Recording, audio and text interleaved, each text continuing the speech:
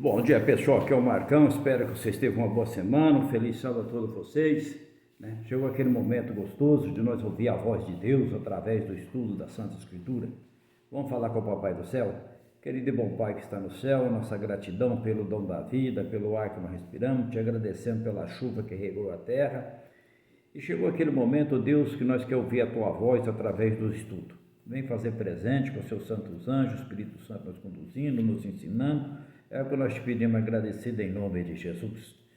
Vocês que já faz presentes com a Bíblia, um papel, com caneta para anotar a passagem, já pode ir lá no livro de 1 João, capítulo 3, versículo 3. 1 João, capítulo 3, versículo 3. Está indo bem lá para o finalzinho da Bíblia, lá perto de Apocalipse. Aqui nos fala assim, encontraram? Que nos leva a fazer a esperança da salvação. A esperança da salvação. E fala assim, e assim mesmo se purifica todo aquele que tem esta esperança, assim como ele é puro. Ele que é Jesus. Se nós estamos estudando, aprendendo, ouvindo a voz de Deus e queremos andar com essa esperança da certeza de um dia nós ter a salvação eterna, é através da fé e do estudo. Esse capítulo 3 de João, 1 João 3,3, fala assim, diz a todos aquele que nele tenha essa esperança, purifica-se a si mesmo, assim como ele é puro, ele é Jesus. Então, se nós buscamos, pedimos ele sabedoria, deixamos nosso eu de um lado, para andar nos caminhos dele.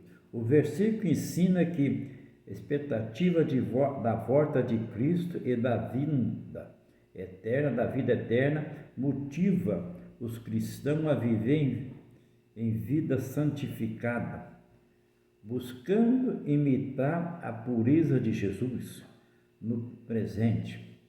A qualquer que nele tem esta esperança, purifica-se a si mesmo, como também ele é puro. Purifica-se a si mesmo como ele é puro, andar nos caminhos de Jesus. Andar. Agora, voltando um pouquinho para trás, no livro de Hebreus, capítulo 3, versículo 14.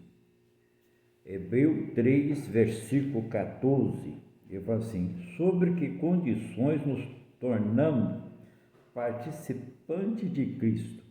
Qual é as condições que nós tornamos participante?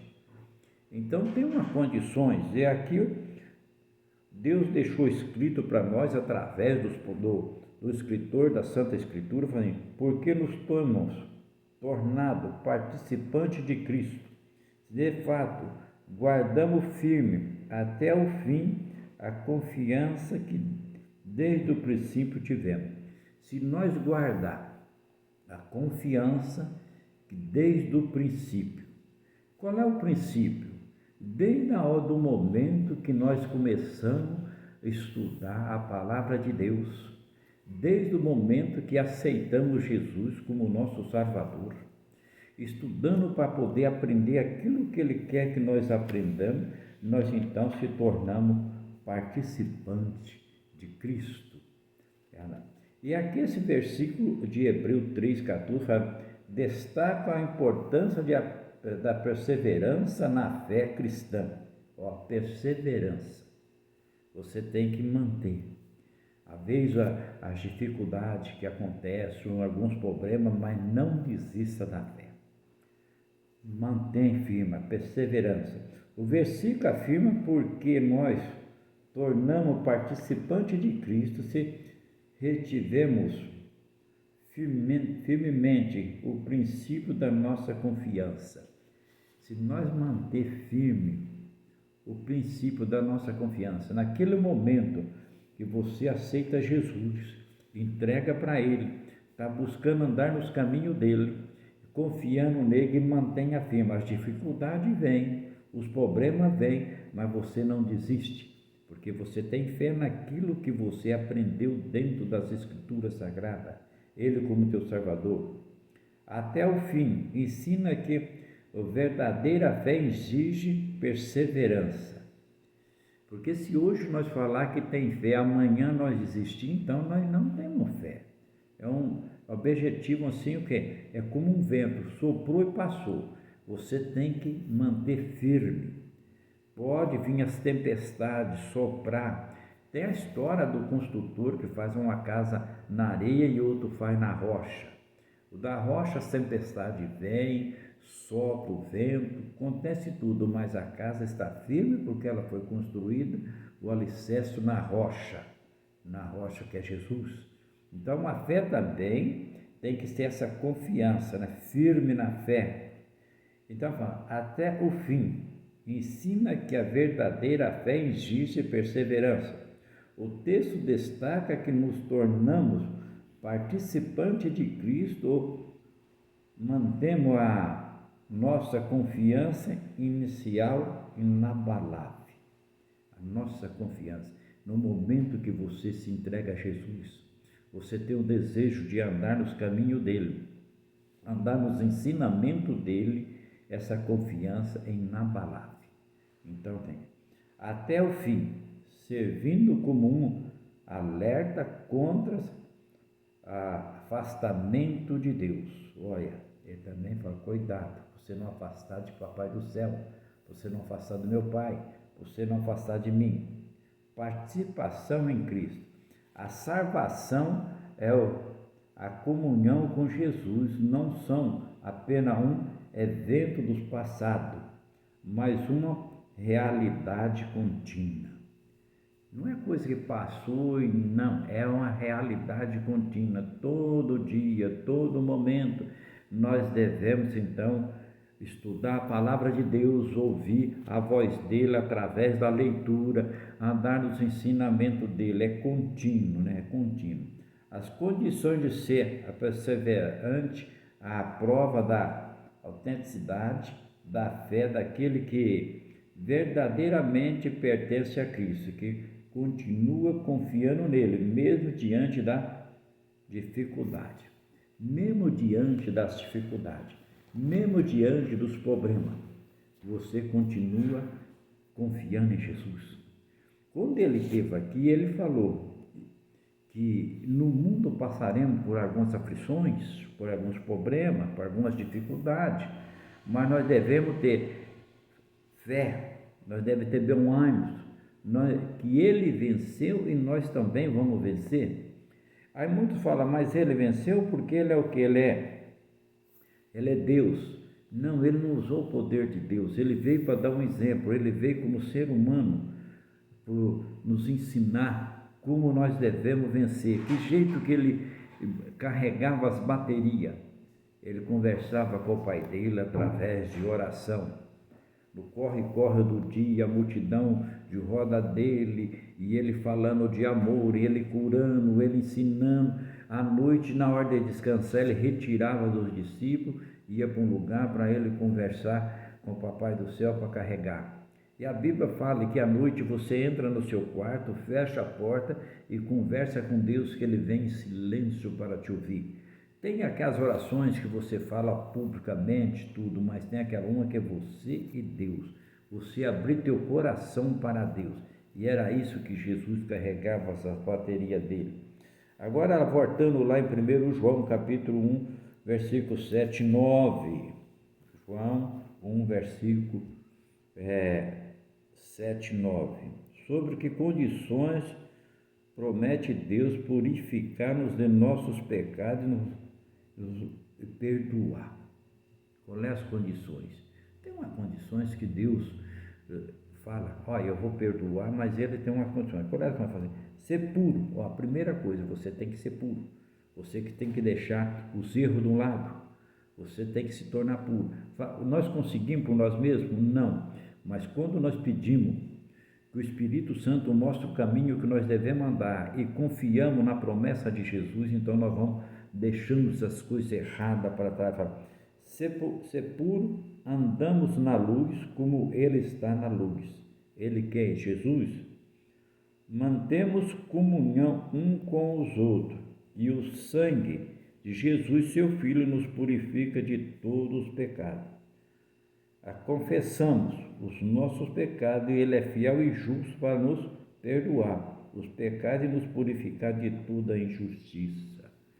Ele é justo. Se confessamos de coração, aquela fé, vou contar para Jesus todos os meus problemas, todas as coisas erradas que eu fiz. E Ele está pronto para ouvir e para nos perdoar. Ali. A fé é crescida no tocante a que Deus fará por nós. Em qualquer assunto precisa ser adquirido pelo que a palavra de Deus diz constantemente a esse ponto. A palavra de Deus nos fala, Ele nos ensina, né, o que devemos fazer. Agora você vai lá no livro de Romanos, capítulo 10, versículo 17, Romano 10, 17, sobre que então se baseia a fé genuína e salvadora. No que baseia a fé genuína e salvadora? Ele fala assim a fé vem pela pregação e a pregação pela palavra de Cristo, ou pela palavra de Deus. A fé vem pela fé. Esse Romano 10, ele nos fala assim, a Bíblia diz que de sorte que a fé é pelo ouvir e ouvir pela palavra de Deus. O apóstolo Paulo ensina que a fé verdadeira não surge de nada ou de forma mística. Ela é despertada no coração das pessoas quando elas ouvem a mensagem do Evangelho, ou seja, a palavra a respeito de Cristo. Resumo prática para que alguém crê. Fundamental que a palavra de Deus seja pregada e compartilhada. Então a palavra de Deus também tem que ser pregada e compartilhada. Não é que nós estamos aprendendo e vamos ficar só para nós. Nós temos que levar a outra pessoa. Por isso que Jesus falou, vocês são a minha testemunha. Vocês são o sal da terra, tempera. Vocês são a luz do mundo. No livro de Mateus, capítulo 14, versículo 31, o que nos fala ali? Qual foi a causa da submissão de Pedro depois de ele já estar andando em direção ao Salvador sobre o mar tempestuoso? Aqui nos conta o relato, né? E se vocês podem ler lá em Mateus assim, o que aconteceu? O mar estava agitado, os discípulos dentro do barco, e ele viu aquele vulto que vinha andando. Ele teve medo, e era Jesus. E Pedro, prontamente, Jesus estende a mão, tomou e lhe disse, homem de pequena fé, por que duvidaste? Ali, essa história nos fala que os discípulos ali no mar, o mar estava agitado, e eles vê esse vulto pelas madrugadas, e aí Jesus fala, não tenha medo, sou eu. E aí Pedro fala, né? Pedro era um discípulo assim, bem agitado. Se é o Senhor, fala para mim encontrar. Jesus fala, vem. E ele vai então andando sobre as águas para encontrar com Jesus. Mas tem um problema, você nunca desvia os olhos de Deus, de Jesus.